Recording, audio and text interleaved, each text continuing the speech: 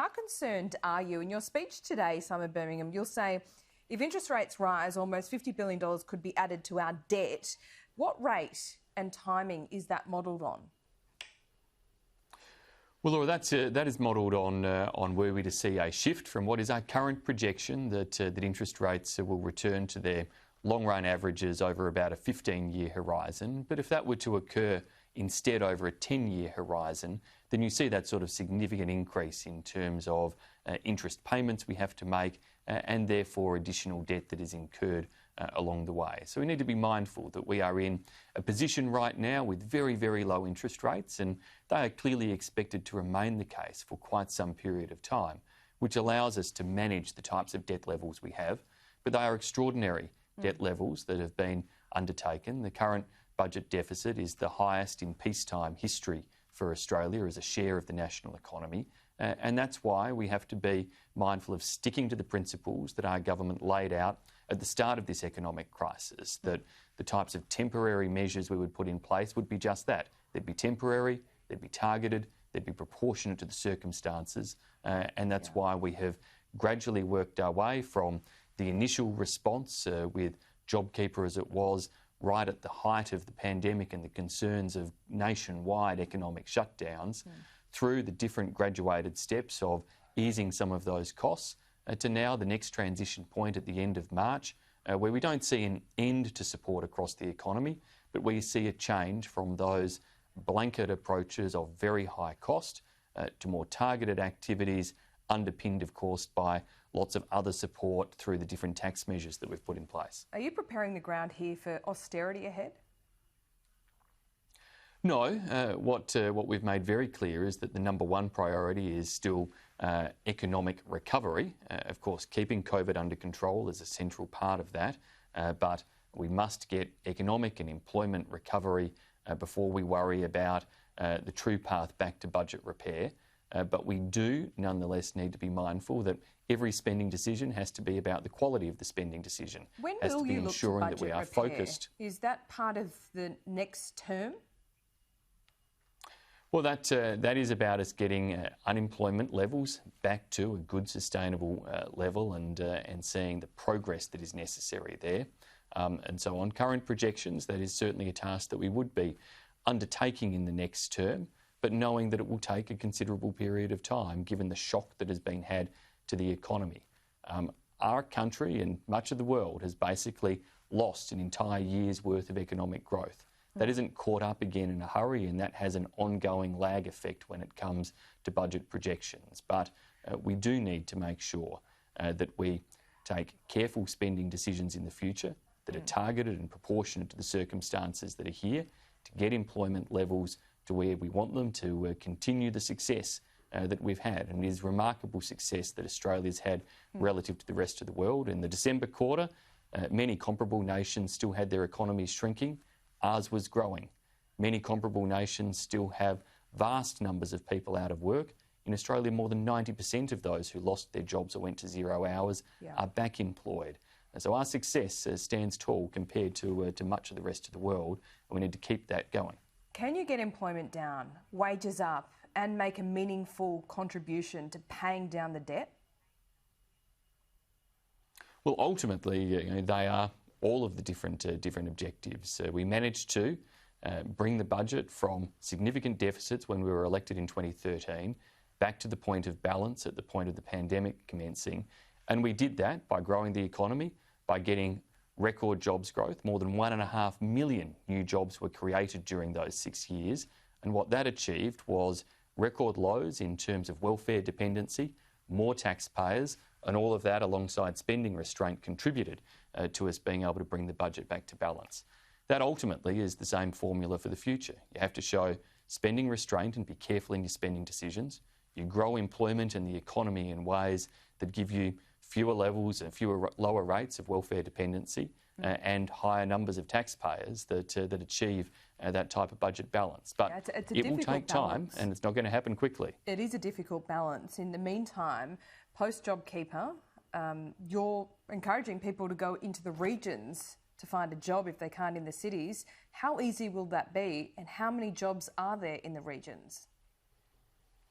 Well, it's not just regional Australia, Laura. You know, the ANZ Job Ads Index, which is a well-regarded, long-running indicator that runs alongside employment forecasts quite tightly in terms of the synergy there.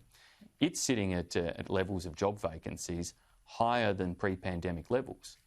So we have a situation where we've seen in some states, such as South Australia, full-time employment is now above the levels it was at the start of the pandemic. And you've got those job ads indicators, and as you well know, many anecdotal examples of regional communities, but also in cities, parts of different industries, saying they're struggling to get people to fill shifts or to do jobs. Okay, but what so about we've put on the table $6,000 relocation allowance. Yep. If I could put a scenario to you, Cairns is struggling at the moment. There's many people are out of work because the tourism industry has tanked because no international arrivals. We all know that. Would you encourage those people to move out of Cairns and look for jobs elsewhere? Well, even there, within the communities and regions of North Queensland, there are other points of the agriculture and other industries who are crying out for some staff. So it's not necessarily a case of needing to move out of Cairns or a long way from Cairns. There are other parts of regional Australia in the agricultural sectors who traditionally rely on imported labour and staff, on backpackers and seasonal workers who are looking for those roles to be filled and have vacancies there. Now, it's not going to work in every single circumstance, and that's why we have a strong social safety net system in Australia. But in trying to help people to look at those opportunities, we've got a $6,000 relocation allowance that is there, and we do want people to see that there are real job opportunities that exist, some in metro areas, some in regional areas, but of course in communities like Cairns, we are also mindful of the particular impact there. And so we'll be looking very closely at that transition point at the end of March as to any targeted assistance that might be necessary in those types of very unique circumstances that exist. Isn't this the problem as well, Minister? If you encourage people to move for work, aren't you undermining the recovery that we'll eventually see in some of those areas? If the workforce moves out, are they ever going to move back? Well, as I said, Laura, Cairns is a pretty unique example in terms of the high levels of international visitation. And while even there in the surrounding regions there are some roles, we will look at those unique circumstances that exist. But we also have to acknowledge that there will be, as you and I discussed last week, some parts of the economy that will face some structural changes. Corporate and business travel may not go back to the way that it was before. But if I could stick on Cairns, because it is a unique example, as you say, are you talking about Cairns when it comes to structural change? Because if some of these residents and workers move out, the recovery is going to be a lot harder in places like Cairns, isn't it? So what is your specific advice for that area? Well, in that area, I'm acknowledging there are special circumstances, and we will work through some of those in the run-up to the end of March, and in looking at what we can do in terms of any particular actions that might mitigate some of the circumstances in a community like Cairns. We want to make sure that it is there afterwards, strong, able to recover. Cairns is overwhelmingly a leisure tourism destination. So before I was talking about changes in terms of corporate and business travel that is likely to be a permanent effect of the pandemic as businesses go about using remote communications in a greater way to reduce ongoing travel costs and so on. They're changes that airlines and others are taking account of already. And it leads to difficult decisions, but it's a reality of business that the pandemic has changed things that won't go back to the way they were. And what we are seeing, though, is elsewhere in the economy, jobs growth. You know, more jobs being created in some areas where Australians are spending more at present. And so what we need is to people to fill those jobs. We know in other parts, the services sectors, crucial services sectors like aged care and disability, that there's an ongoing need for workforce in those areas. And that's why we're investing so significantly in the skills agenda to make sure Australians can train to fill vacancies in those areas that all of the projections say there will be future jobs vacancies. You keep on flagging targeted assistance. Can we please have some more details on that?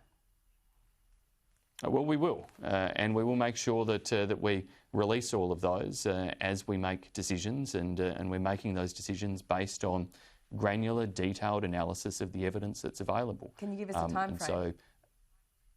Well, we'll be certainly making sure that the decisions are made clearly in advance of March in relation to that next juncture point with the changes to JobKeeper. And of course, there will no doubt be further decisions that we will take based on further analysis in the run-up to the May budget, as that budget will again be firmly focused on ensuring that we successfully deliver the economic recovery that Australia needs.